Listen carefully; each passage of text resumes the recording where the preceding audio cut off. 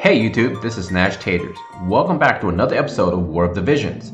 So today we're going to do some summons, of course, the free daily 10x summons. And then of course I'm going to talk about part 2 of Legend of Condor Heroes. And then I'm going to do the recommendation of should you save or should you summon on this new banner coming up on Wednesday. So without further ado, let's jump right into it.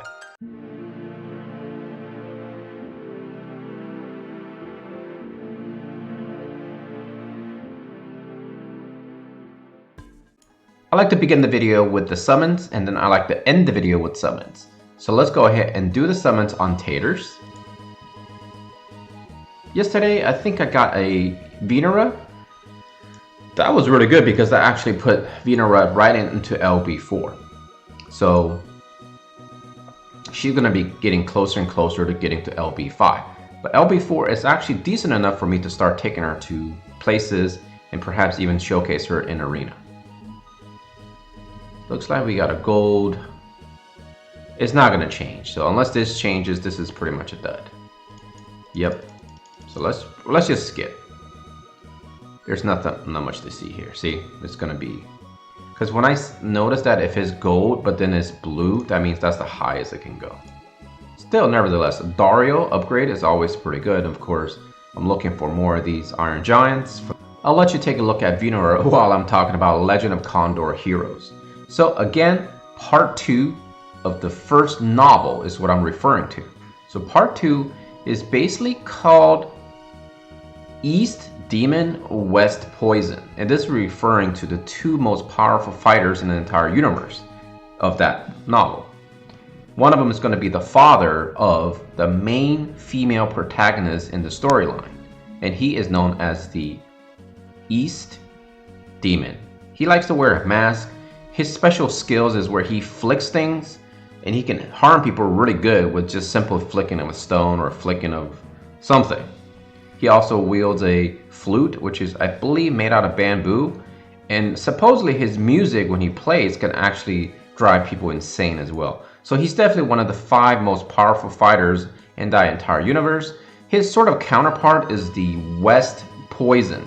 He is known as this Grandmaster who has mastered the toad fighting stance, which is very weird, but he also can do a lot of poison skills. So he's kind of like the master of poison.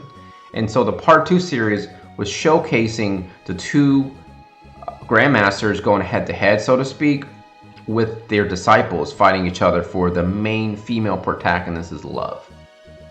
This one wasn't particularly my favorite. However, it did introduce the all 5 grandmasters. So at the peak of the storyline before the actual events in part 2 of the Legend of Condor Heroes novel, there was these 5 grandmasters. One is the leader of the Beggars clan. There's one, of course, we talked about, that's the Poison, and there's one we talked about, that's the Demon. And there's another one, he is, like, they call him like the King of Laughter or something like that. Like, he tends to like do a lot of joking, but his fighting skills is pretty good.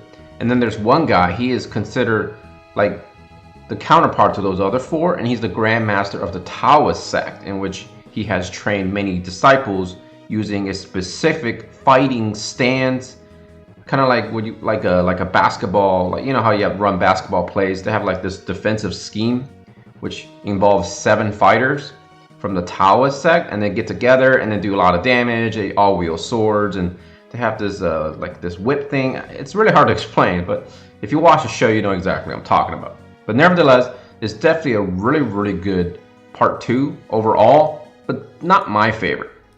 Let's talk about, of course, the new banner, and what do I think about it? I think, honestly, with Lasswell and Glaciela on the same banner, it was kind of odd for me because I hate banners like that where I get 2 choices. But nevertheless, I'm pretty sure it's a possibility they may split them up. But if they don't, you're sort of gambling here, right? Here's what I think, honestly. I don't think Lasswell is that great. In fact, I wouldn't even recommend him. So out of these 2, I will highly recommend Glaciela. I think Lorella is one of those bonus materials that you get when you're summoning. And in the future, with all the free summons, I'm sure we're going to get much later on down the road. I'm sure she's going to come along and drop in everyone's lap. Do I think Lorella is a good unit? I think her Trustmaster is pretty good because it inflicts doom on a bow for a normal hit. But she's very AP hungry because she doesn't have a lot of AP skills. So then you have to start relying on equipment and TMRs and things like that. And if your account doesn't have many of those things, she's pretty much not that great. Now, I am going to refer to whether or not these units are good in terms of PvE and PvP. So, for PvE, Lasswell is pretty good. For PvP, I don't think he's that great, even though he pretty much shines in terms of accuracy, and he actually has a lot of dodge mechanics himself. I don't think he's that good of a hitter in terms of damage, so I don't think he's great for PvP. Glaciela, however, is going to be very good for PvE and PvP. Her Trustmaster is rivaling that of Ziza's Trustmaster, in which she will give you AP generation. I think that's really, really good. And on top of it, she decreases, or actually let me rephrase that, she increases slash resistance upon activating that on her Trustmaster. In my opinion, that's definitely one of the best Trustmasters in the game. So obviously, if you're to pick between Lasswell and Glaciela, I would definitely recommend Glaciela, if not just for her Trustmaster. But here's the best part. Glaciela actually does really good damage. In fact, on the Japanese server, she's still considered one of the better units in terms of damage. And I said before, if a unit has a guaranteed hit, like the Surefire Burst, deals damage, by the way, large, with high chance of critical hit, right there, that's already a bonus, and piercing, and guaranteed hit, this is pretty much should be your bread and butter of this specific unit. Here's the other thing, she's a piercing unit, which many people are not prepared for at this point. So if you do get her, build her, and start tearing up the arena with her right now, because this is your great opportunity to do so. Now, of course, people might say, but she's water, she might be weak to Orlando. Well, here's how I look at it. Eldyra is doing really well in PvP, and Miranda has been doing really well with PvP because of the fact that when Miranda pairs with some unit like a tank, like Warrior of Light or Rain or something like that, she shines because she keeps casting Protect, she's fast, she is thick in terms of HP pool, she has good defense, good spirit. So in other words, Miranda is doing fine. Eldyra is doing fine because she has instant heals, she has instant attack, and she can boost up her teammates with the CT gauge increase. And on top of it, she's actually fairly tanky herself. Glaciela, on the other hand, is reasonably tanky. She can take a couple of hits, but where she truly shines is she deals lots of hits. She has a great Trustmaster, and she has a guaranteed hit. So evasion isn't really a humongous thing, technically speaking, against her. Now, here's the thing. If you've been waiting for her, this is a great opportunity to get her. Because first and foremost, you get 50 bonus shards simply by trying to get her on the first day, and subsequently, you can get her on a daily free, mind you, farming extra 50 shards of her. On top of it, in the shop itself, you have a chance to get many shards of her, and of course, when you're spending a lot of gems / Visiors, you're automatically going to be rewarded with rainbows, and then you're going to be rewarded with more shards. So there is no loss here. And the other thing is, of course, during the October banner, we're getting bonus shards of her. So I think it's quite easy to get her perhaps to LB3, LB4, and even perhaps LB5. This is definitely the chance to go for her.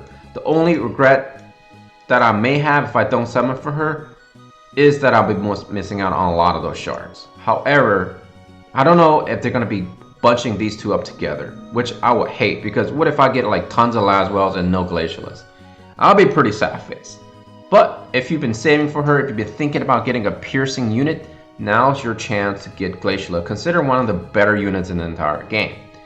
Personally, I still have to contemplate whether or not I should get her. If I try to get her and I get her early, yes, I think it's a blessing. So, is Glaciela good for the majority of folks? Absolutely. Is she really good for the top tier arena players? Of course, she's definitely going to be part of that meta in terms of piercing, which we have not seen very much. That's why it is important right now to gather as much materials to really power up your vision cards that has either pierce resistance or increasing some pure damage. Overall, I really feel like I can recommend her.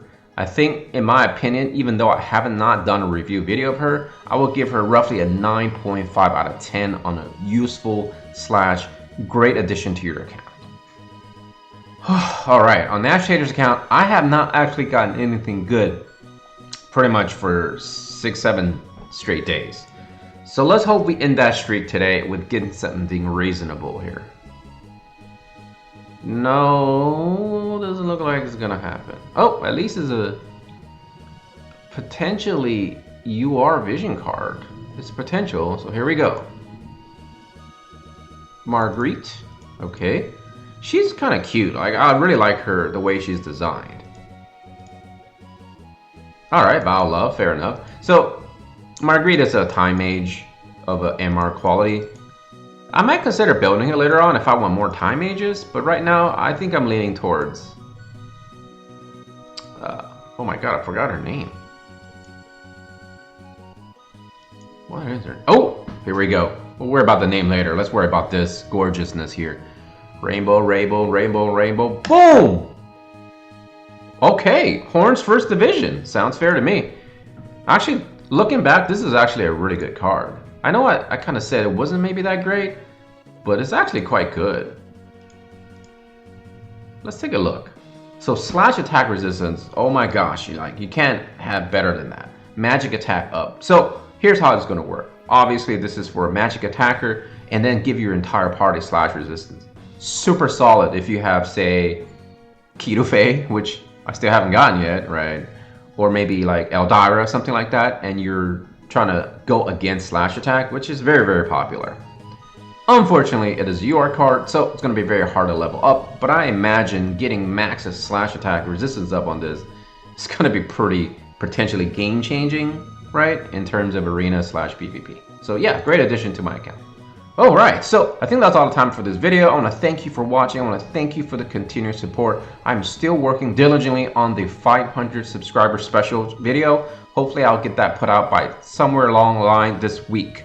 Now I know there's a lot of stuff on the plate for me this week because there's a lot of stuff to cover from my end. I've been preparing a lot of content specifically for this week, so hopefully we'll get them all put out for you so you guys can enjoy.